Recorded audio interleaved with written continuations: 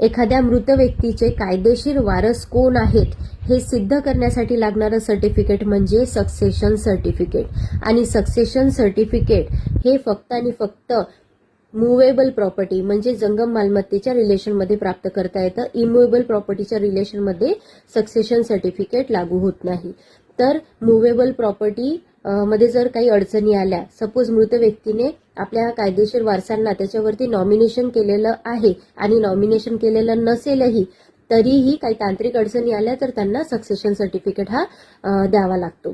तर succession certificate हे मृत व्यक्तीच्या खात्यावरती असलेले पैसे काढण्यासाठी, मृत व्यक्तीचे सपोज शेअर आणि सिक्युरिटीज असतील त्यांना त्याची विल्हेवाट लावण्यासाठी किंवा त्यांची LICचं क्लेम करण्यासाठी, पॉलिसीचं क्लेम करण्यासाठी किंवा त्या व्यक्तीचे PFचे पैसे काढण्यासाठी आणि अशा बऱ्याचशा गोष्टींसाठी सक्सेशन सर्टिफिकेट हे लागू होतं.